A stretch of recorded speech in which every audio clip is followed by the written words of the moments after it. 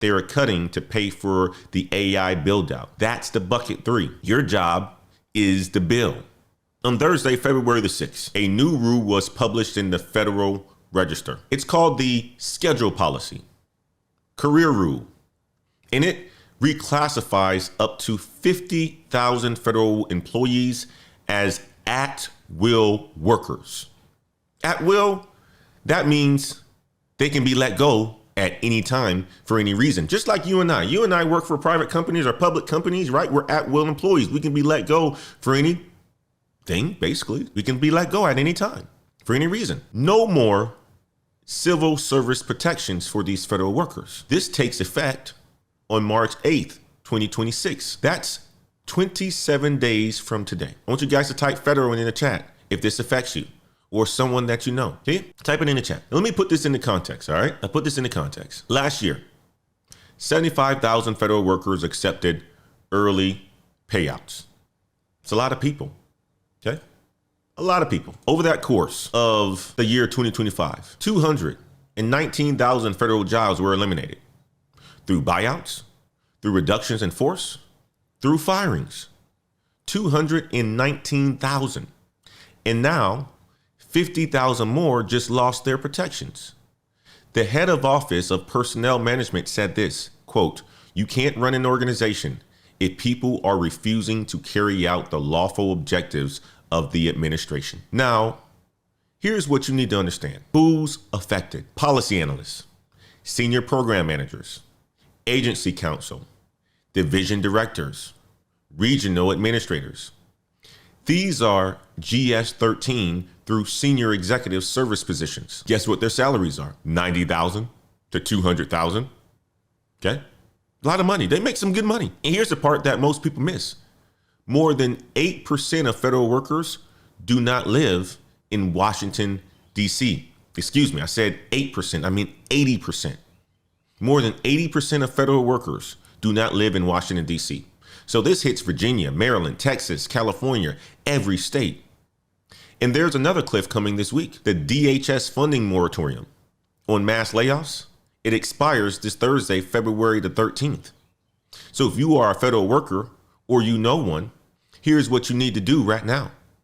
First, contact your union representative if you have one. Understand your rights, understand the new rule.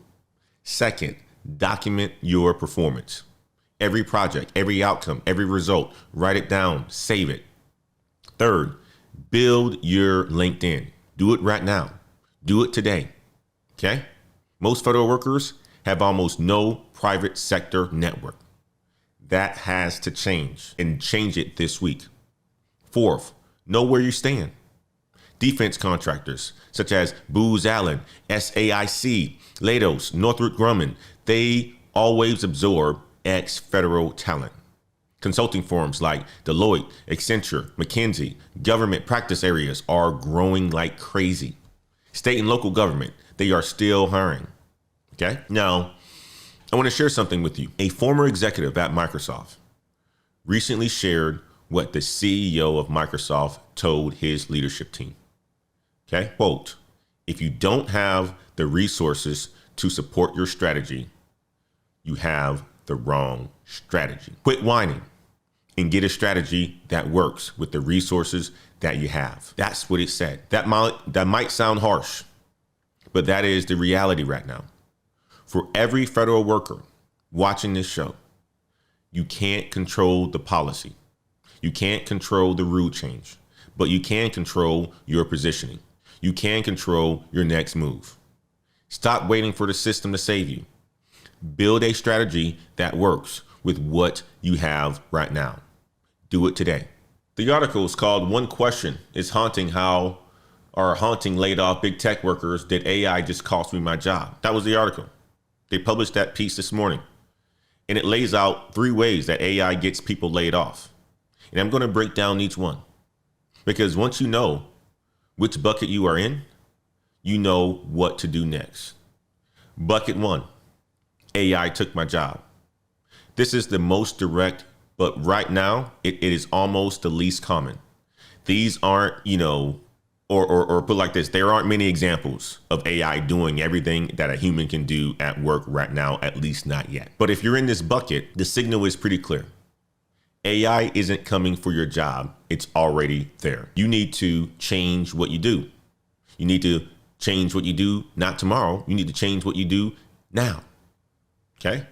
Bucket number 2, AI makes my job a lot easier. All right? And I'll share these buckets with you guys on my screen here.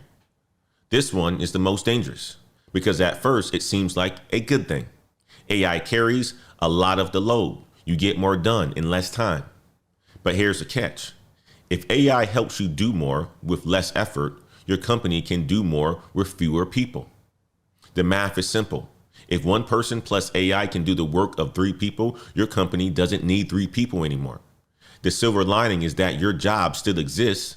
There are just fewer seats. And you need to be the one who manages the AI, not the one who gets replaced by it. Bucket 3, we need to pay for this AI somehow. This is the most frustrating one because AI isn't even directly affecting your job. But those tech bills are they're gonna pay themselves. If you are in this bucket, chances are you weren't driving a ton of revenue for the company. Let me show you what this looks like in real life. And I don't want you to take my word for it. This is Amazon CEO Andy Jassy on Thursday night earnings call. Listen to what he says. All right, listen to what he says. We're spending and intend to spend this year. It's predominantly in AWS, and some of it is for our core workloads, which are our non-AI workloads, because they're growing at a faster rate than we anticipated.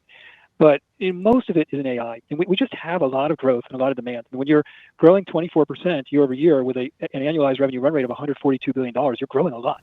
And what we're continuing to see is as fast as we install this capacity, this AI capacity, we are monetizing it. So it's just a very unusual opportunity. You know, as I've shared a lot of times, I passionately believe that every customer experience that we know of today is going to be reinvented. With AI, there are going to be a whole bunch of customer experiences that none of us ever imagined that are going to become the norms of how we all operate every day and what we use. And I think the other thing is that if you really want to use AI in an expansive way, you need your data in the cloud and you need your applications in the cloud. Those are all big tailwinds pushing people towards the cloud. So we're going to invest aggressively here, and we're going to invest to be the leader in this space as we have been for the last number of years. We have, I think, a fair bit of experience over the years in AWS of forecasting demand signals and doing it in such a way that we don't have a lot of wasted capacity and that we also have enough capacity to serve the demand that's there. And I think we've also proven with AWS over the years in how we build data centers and how we run them and how we invent in there. If you think about our chips and our hardware, our networking gear, and how we've invented in power, that this isn't some sort of quixotic top line grab. You know, we have confidence that these investments will yield strong returns on invested capital. We've done that. One of the things that he said that really jumped out, hopefully you guys paid attention to it, is as fast as we install this capacity, we are monetizing it. That's his words. Those aren't my words. Those are his words. Let me show you what that actually cost. Okay, a lot of money that they're spending. Amazon record revenue last quarter. Okay. $213.4 billion in just one quarter. Record profit, $77.7 billion for the year. Same company cutting 16,000 corporate employees, 30,000 over the past 6 months. They booked $730 million in severance and announced $200 billion in AI spending for 2026. $200 billion. Now do the math. 200 billion divided by 16,000 cuts equals $12.5 million invested per job cut. They're not cutting because the business is failing. They are cutting to pay for the AI build out. That's the bucket 3. Your job is the bill. And one more thing on this. This is Gene Munster from Deepwater Asset Management on CNBC on Thursday night. Okay. Check this one out. Let's dig into the huge CapEx forecasts from this week as well as tonight. Joining us on the phone, Gene Munster, Deepwater Asset Managing Partner. Gene, great to have you with us. I want to pick up where Kate left off with that statement from Andy Jassy about CapEx and how that CapEx will be deployed. Is there some fear that the $200 billion, it's not a pure let's seize the moment in AI. It's let's also spend on robotics and, orbital satellites and all sorts of other things. Well, Google last night talked about half of their CapEx going specifically to Azure and a lot of it going to compute for other training that they're doing. But I think in general, you should look at about 80% of this CapEx is going to be somehow AI related, whether it's robotics. And of course, they have their regular way of business when it comes to CapEx and doing some things on the outer edge, I guess literally in space. But to answer your question, it's probably 80%, still a really big number, and speaks to, I think, what is the conviction that these companies have in terms of where AI is going. 80% of $200 billion goes to AI. And your job is the line item that pays for it. I want you guys to type bucket in the chat if you just figured out which one applies to you. Okay? Type bucket in the chat. Now, here's where it gets real. All right? Here's where it gets real. A company called Mercer, I'll pronounce that the right way, Mercer. They just tested how well AI agents can do real world consulting work. McKinsey level tasks, BCG level tasks, Deloitte level tasks. The result? Less than 25% success rate on the first try. That might sound like good news, that AI can't replace consultants, right? But here's the number that should stop you. 2 model generations ago, the success rate was 3%. Now it's 33%. 3% to 33% in months, not years. And McKinsey right now already has 25,000 AI agents working alongside 60,000 human employees. Don't take my word for it. This is Bob Sternfels, the CEO of McKinsey at CES last month. Listen to what Bob has to say. AmeriCorps and a seed venture capital for AmeriCorps, because our true north for the 25 years we've been around has been meeting founders where they are. And what that means is essentially help them navigate ambiguity in the past when they're sort of beginning and the business isn't clear, all the way to figuring out how to scale in the complex markets that they go into. So everything we've done has been in that context of creating these catalysts, the flexible capital they need, the policy capabilities they need, the market access they need, and their set of relationships globally to actually build enduring companies. So that hasn't changed. So why did we go, acquire a health system in Ohio? It was a nonprofit. We worked with the Attorney General, converted it. And I say this, by the way, with a great sense of responsibility, because that's a community in Akron, Ohio, that we take care of. So that hospital has to continue operations in all the dimensions it takes care of with people. Well, we bought it to actually have a place where we can work with our founders and transform with AI, create abundance and resilience for this health system so it can take care of the people a lot better. Okay? And if we did that, then we can go do that for the other hundreds of systems across the country and be able to do that. So some of it that's market access. It's very hard for healthcare startups to go deploy successfully at scale in these systems.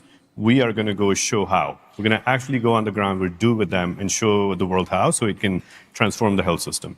Your other point about sort of buying companies, we look at that as there's a lot of workforce transformation happening. Bob and I talk a lot about this. I think work fundamentally in these companies is going to change. So if you're a call center in an emerging country today, there's a declining asset value because it's going to be displaced with AI. So we look at that and say, well, but those are customers on the other side. If we bought that as a piece of the puzzle to work with an early stage founder to learn how to quickly accelerate adoption of AI into the call center space and serve these customers and scale a lot faster, the compressed value creation we're talking about, that is a new playbook. So this is not about trying to be PE. This is about acquiring businesses in PE that actually have declining value, but have important customers that need to be served and help them get to that AI transformation that Bob's talking about faster by getting our founders in there. This is extraordinary, Bob, when you think about it, just so the audience can put their head around this. Venture capitalists used to back founders to then be the barbarians at the gate, to try to take on these big industries. Now these big industries, in some cases, are in significant decline, struggling, and the venture capitalists are coming in and saying, we'll just buy the castle, open the drawbridge. We're going to buy it so that we can take our startups and accelerate, whether it's healthcare, financial services, or customer support and outsourcing, business process outsourcing. And essentially, we don't care about that business economically necessarily as much as we care about it for access to that customer base. Crazy. Okay. There's a part in this video where they're talking about the number of AI agents that McKinsey has. And it's in here. And I believe it's supposed to be at the 30-minute mark. And I must have missed it. But let me go back to it real quick. We very much view ourselves as a venture capital for AmeriCorps. And if we don't, we'll be disrupted. we think, now I will say that the shining part is, I think there's a path where you bring those two together as allies. And you say, yeah, but let's rethink this. There's a part in here where he talks about 40,000 humans to 25,000 agents. And he wants parity by December. The CEO of McKinsey said this in this video. The first time in companies in McKinsey's history that they can grow without growing their headcount. And the CEO of Mercer said this: in the coming 2 years, we are going to have chatbots that are as good as the best consulting firm. So here's the bottom line here, guys. AI is not replacing you today, but the replacement rate is improving every single quarter. The question isn't if, it's when. That's basically what it is. And the answer to that is, it is closer than you think. So what do? Well, you figure out which bucket you are in and you act on it. Bucket 1, let's go to the buckets again. Retool immediately. Your current skills are already displaced. Bucket 2, become the person who manages AI, not the person who AI replaces. Start this week. Download Claude, which I think is one of my favorites, if not the favorite. Download ChatGPT, download Gemini. Automate one task. Document the results. Put it on your resume. Bucket 3, make yourself revenue essential. If your role doesn't connect to the revenue, doesn't connect to the product, doesn't connect to the engineering, you are in the efficiency path. Move now, okay? If you got value from today's show, make sure you hit the like button, hit the subscribe button, okay? We are pushing this channel towards 2,500 subscribers. We just crossed 2,000, okay? The Elevate to the Unknown YouTube channel is where you can go to get the career strategy, the certifications, the jobs that's out there. Check out that channel. We are on our way to 120,000 subscribers on the Elevate to the Unknown YouTube channel.